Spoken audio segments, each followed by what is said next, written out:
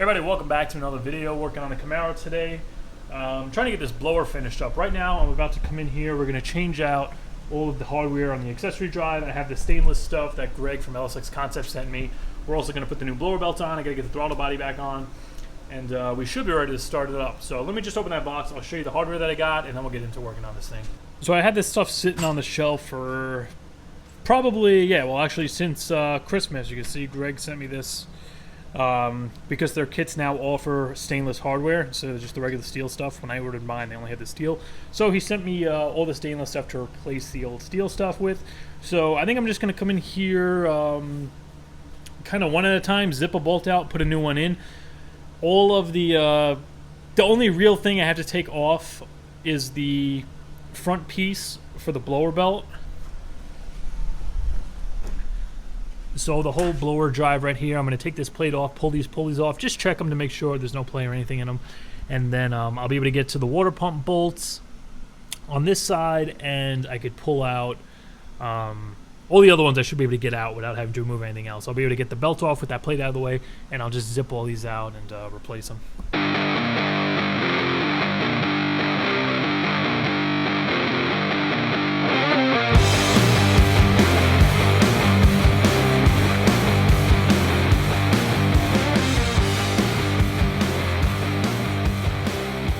As you can see, I have the welder out because these three Allen-headed bolts here are pretty much seized into the water pump, and I actually broke a bit off trying to get the bottom one out, and I got to take those off because I want to get to the water pump bolts behind there, which I want to replace with stainless as well. So I ended up coming in here with the welder, and after about 2 tries, I was able to weld a nut right on there. And I got that lower one out. The kit that Greg sent me comes with new bolts here, so I didn't really care about having to weld onto them. Then once I get this plate off, I'm just going to come in there and clean it up. That's all aluminum, so none of the slag is going to stick to that. I'll be able to get that shined up pretty good, but there's 2 more I'm going to go and do the same thing with. But once those are out, I'm going to pull the water pump bolts, run down to the hardware store, see if they have it in stainless. Also, you probably noticed my quick jacks over there. I'm missing a bunch of parts for those, so I don't have them set up or working or anything yet. There's going to be a video coming out once I actually get the rest of the parts in. I'm going to do a setup video and we're going to try them out. It looks like I got lucky here because I guess the heat from the welder managed to break this top left one free.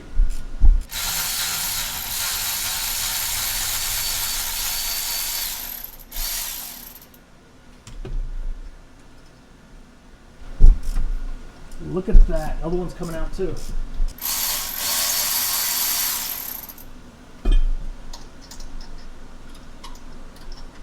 Awesome. So the thing is, I believe these are steel bolts, and the kit that I have now replaces them with these stainless. So I'm probably not going to have this problem again once I put them together. Regardless, I'm going to put anti-seize on them just to be sure.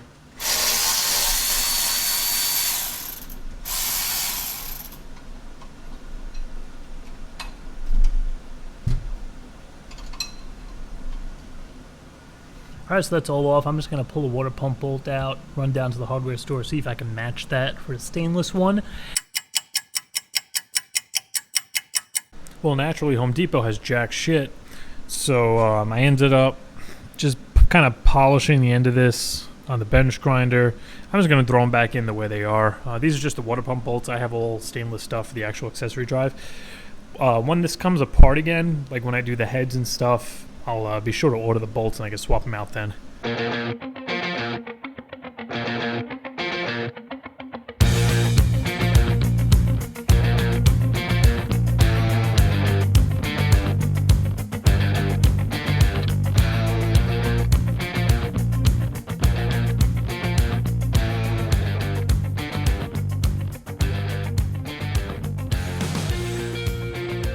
Alright, so I'm just about done. I only have one left, and that's for the idler down here. All the other ones are in. They look great. I got them torqued down.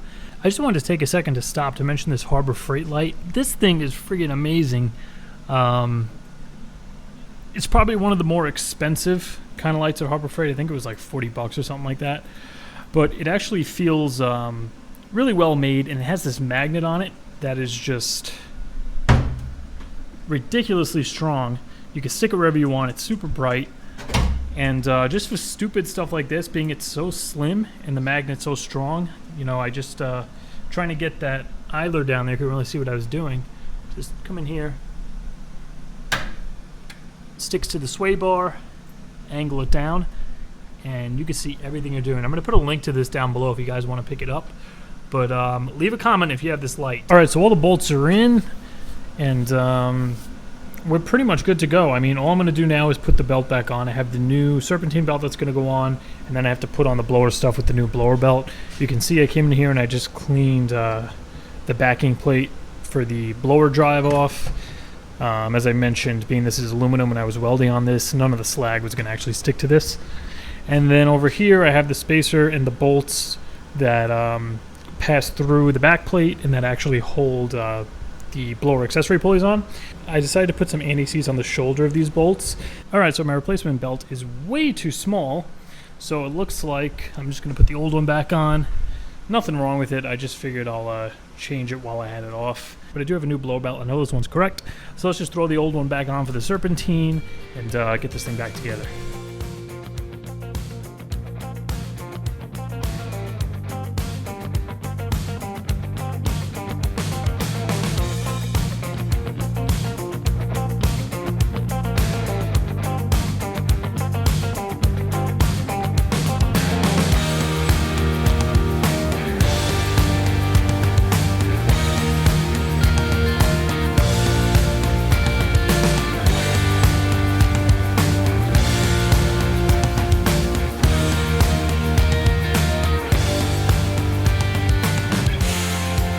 Alright, so I took a quick look at the instructions because it's been a while since I did this whole procedure, even though I had to swap the belt a few times.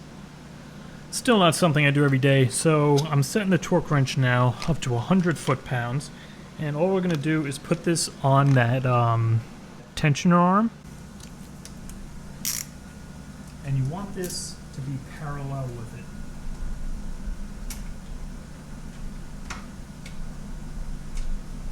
So pretty much exactly how I have it, you can see the torque wrench is going straight down parallel with that arm. It isn't off to this way or off to the back. And very simply, we're just going to pull this down until it clicks at 100 foot-pounds. Of course, my catch can's in the way. I'm probably going to have to pull that line off again. And once it clicks, I'm going to go and zip down the 15mm bolt on the tensioner pulley down here. And you want two people to do this. I've done it myself quite a few times, so I'm just going to go ahead and do it myself again. But I definitely recommend using two people. It's going to be a lot easier because one person can hold the torque wrench and then the other can take care of the bolt. So I'm just going to zip it down with this. I already have my backing wrench on there. I kind of have it. It's spun up, so it's kind of pressing against the water now.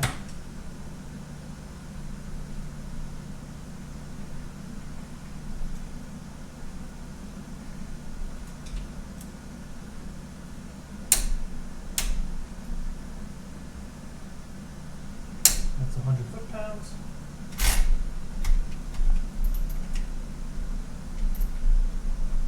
That's snug. I'm just going to hit it. This too, make sure it's tight before I let this off. Perfect. I know I'm going to leave this thing on. I'm going to leave the wrench on it. And we're just going to spin this around just to kind of get the belt to seat. I'm going to go in there and just bump the starter. Then we're just going to come back in here with the torque wrench. We're going to hold the 100 foot-pounds on there again, loosen the bolt. Still holding that 100 foot-pounds. You want to make sure that it doesn't move. This is where it's good to have two people. And then we're going to tighten the bolt, and that's going to be the final torque.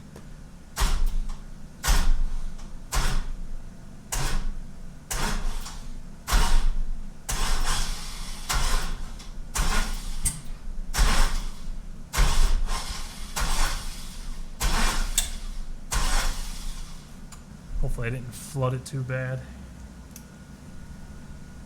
You can also go in there and use a, whatchamacallit, just put a socket on the crank pulley and spin it around. Being this pulley is so deep, And I have some really, really sharp zip ties the way I cut them. I don't want to stick my arms down there. Now this is the important part. This is where it gets a little difficult, so I'm going to just use a regular wrench here with no direction on it, because while holding the 100 foot-pounds on here, we need to loosen that bolt and then retighten it. So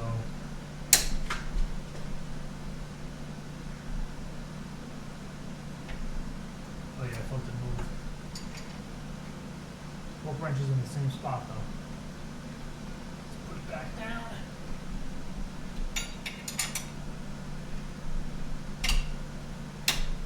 And there it is. So I got pretty good doing it myself, but it's definitely a lot easier with an extra person. So tighten everything down, just come in here, remove our adjuster.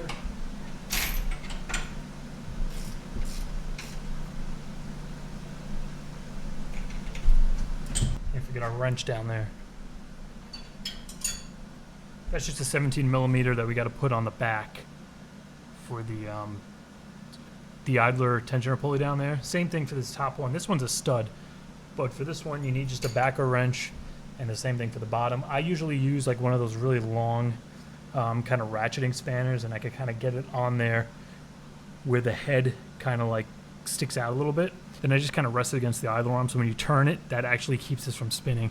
All right guys, I think we're just about there. I'm gonna have to check the tension on this after I drive it for a little bit. I have the belt gauge. I'm gonna come in here and check the tension. For now, I'm going to leave it. So right now, I'm going to throw the throttle body back on, get the linkage on. I think that's all that's left. We'll be ready to start this thing up and take it for a test drive. All right, throttle body's on, throttle cable's on. I got the intake back in. All those bolts are tightened down. I got the meth nozzle back on.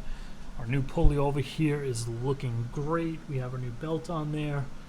Tension set, everything is torqued down there. Catch can's back on. And I think that's everything.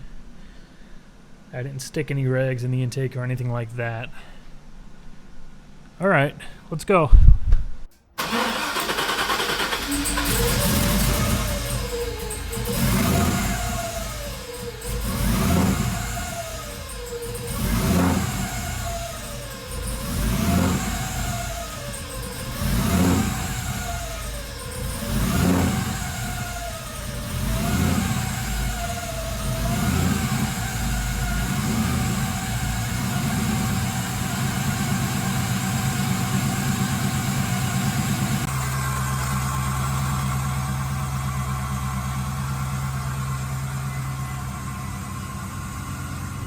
Alright, so I've been driving around a few miles now. I'm just trying to kind of break the belt in a little bit, hit boost a few times, get it to kind of stretch a little bit, get seated on the pulleys. Then we'll come back with a tension gauge, measure it up, and we'll probably have to tighten it up at least one or two more times, just to make sure that the tension on the belt is like perfect.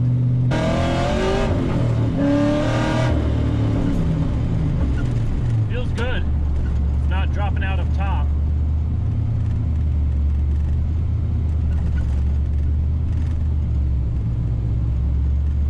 I actually had to put the radials on for this because I tried doing it without them. It just kept spinning and spinning.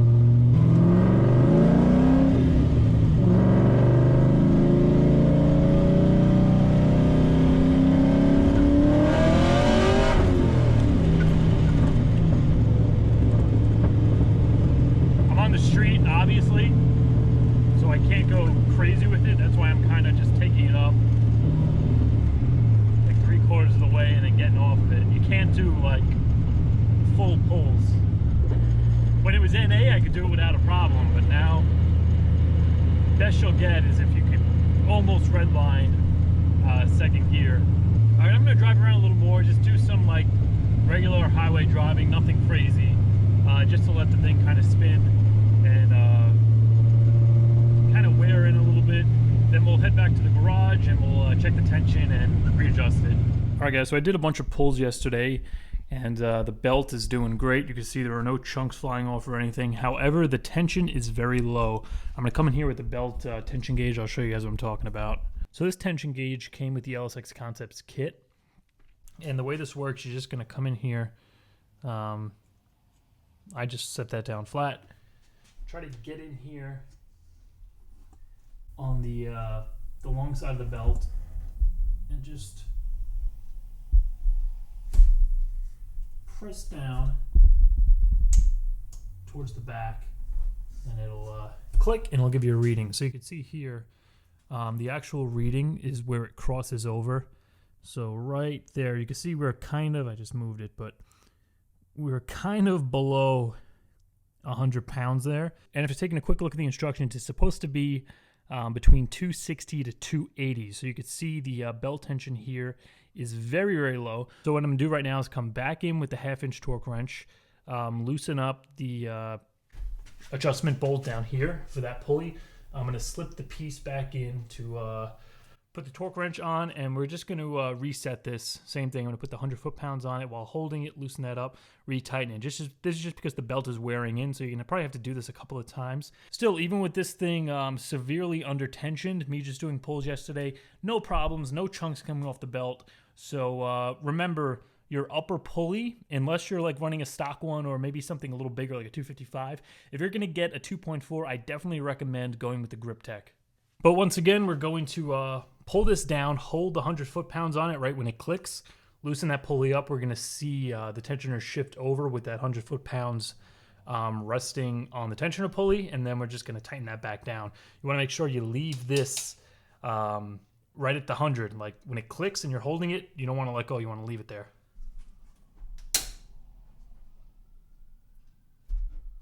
Belt moved. Tighten back down. Simple enough. All right, that's better. We're at like, focus. We're like, I'd say that's like 225. So let's go a little more. All right, so you can see we're right at, we got 220, 40, 60, 80. We're right kind of between the 260 and the 280 mark. I'd call that probably like 270. So for anybody who's wondering, and you're probably like, that is a shitload of tension on that belt. I mean, listen to it. That is because there's no auto tensioner. Being this is a race drive, you're setting the tension yourself. So that's why it's critical you get this tension correctly, because if that is under torqued, if that has, like you saw before, after I did the initial measurement, I went out and test drove it, it was only like barely like 100 on here. You got to make sure that that's set between 260 to 280, because being this doesn't have an auto tensioner, when you rev this thing up on a, say a stock is the L1, you have that auto tensioner pressing against the belt. So as this thing even just idles, and especially when it revs up and the belt starts doing that and it starts deflecting, you have that auto tensioner constantly putting tension on that belt. Being this doesn't have an auto tensioner, you have to have that initial heavy torque on that belt. That's what's going to take up the slack. Once you start revving this thing up, that extra tension that's already preset on there, that's going to act as the tension and auto tensioner will put on there. Because you're probably wondering, all this tension, is this going to hurt the bearings in the snout? Is it going to start breaking shit? And it's not, because you got to know when you're revving this thing up, and even when it's just idling, that tension is going to drop and the belt starts deflecting. So that's why you got to make sure that you got that measurement correct, and you want that 260 to 280 on there. Oh, you know what I do have? I'll show you guys this before I close the video out. This is going to be the next project.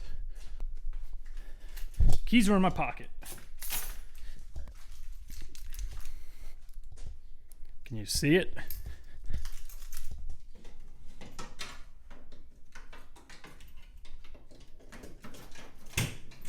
Bam. That is a 10-gallon ice tank. MFAB Racing, he messaged me on Instagram, and he wants to know if I was interested in a tank. That they do custom tanks and all that. So I made the measurements. I had the idea. I got this idea from a friend, actually. He's like, you should just make the entire back hatch like a cooler. And that's pretty much what I did. This is, I basically just measured the width in between here, and I left enough length So I have room for the hoses. This could kind of slide over, and I'm just going to 90-degree them either down and through the bottom of the hatch there, or kind of 45 them up and go over that and into the spare tire area. But we're going to be doing this in an upcoming video, probably, at least I'm hoping, before we actually get to the track with this thing, because you can see right now I'm running this really dinky, I think the whole system only takes like 2.5 gallons. This is my main blower cooler tank right now. And when I had this thing in the track, when they did the 10-8 run, that was in November with like 50 degrees outside. The IATs were up to like 140 by the end of the track. So running this thing with the humidity in summer, 80, 90 degrees, there's no way in hell that thing is going to be able to do the job. So I'm really excited to get this thing hooked up, because I'm sure this is going to do a lot as far as cooling goes for the blower, because you could just throw a bag, even 2 bags of ice into that friggin' thing. It's so huge.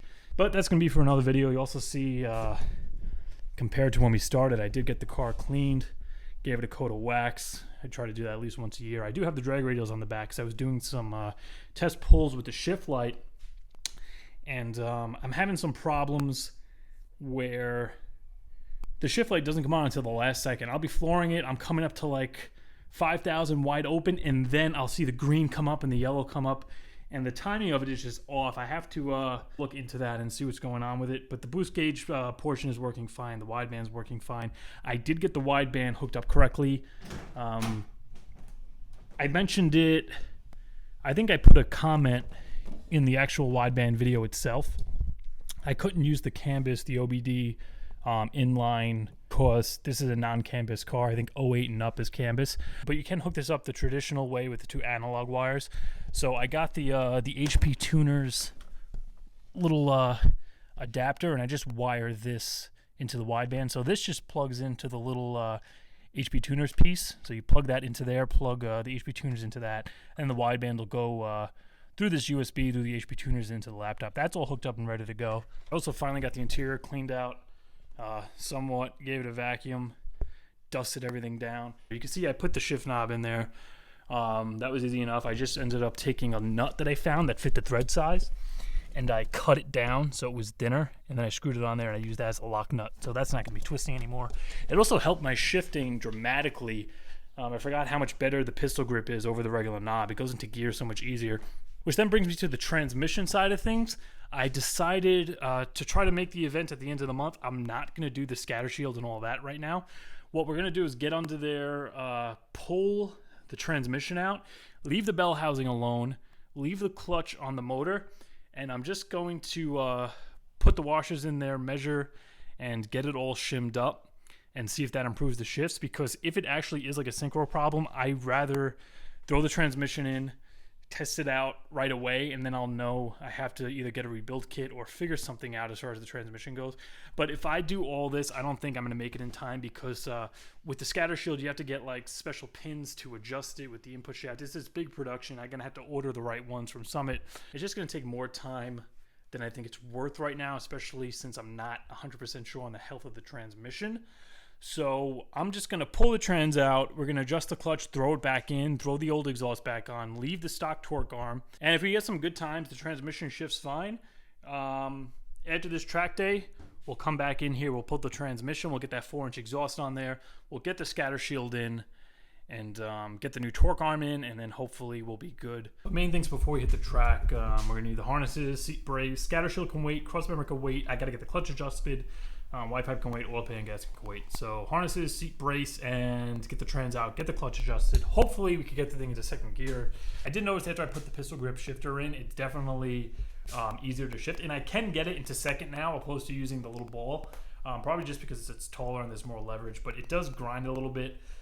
2 to 3 is absolutely fine, so I'm still on the fence whether or not it's the clutch. I'm going to pull it out because I didn't measure it anyway. I'll shim it, put it back in. Hopefully that fixes the problem. Because I kind of ran into this issue too when the other clutch went out, and I just kind of chalked it up to the clutch just being bad when it started slipping, and just wasn't holding the power of the track anymore. So there is a possibility that there's a problem with the transmission. Hopefully it isn't. We'll pull it out, get the clutch adjustment, and then we'll just have to go from there. But next video, we're going to take care of that seat brace, take care of the harnesses, because they're not going to let me race with those old-ass harnesses and with the seat kind of flopping around. Obviously, if I can't get the car into second gear, that's kind of a problem too, so we're going to tackle that. after the safety stuff is done. And if there's time, we'll do the ice box. I'm going to actually pick up a 2-step from a buddy, so we might have that installed, assuming everything else goes well and we actually make it for the date. Also, if you're interested in picking up blower accessories, if you're in the middle of a build, putting an LSA blower in your car, any kind of build like that, you want to pick up an accessory drive for your LS swap, go to the LSX Concept site, use the code LsxMatt. You're going to get $100 off a complete accessory drive. Also, they have some pretty cool stuff coming out as far as the LSA blowers are concerned. They have this new piece they just made for the CTSV lids. It goes right over on the lid there, and there's kind of like there's a cap, so you could fill the fluid directly from the lid. That's going to eliminate getting that air pocket right in the high point of the system where the lid is. It's just easier to fill it directly from that point.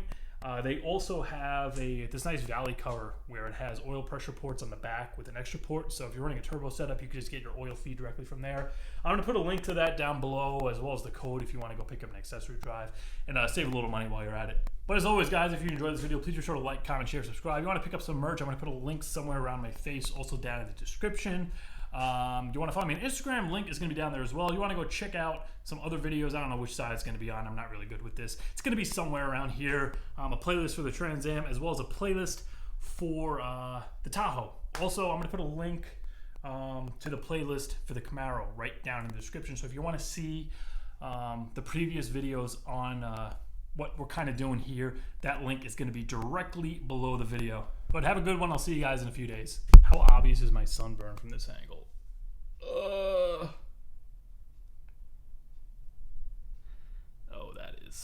that is unpleasant.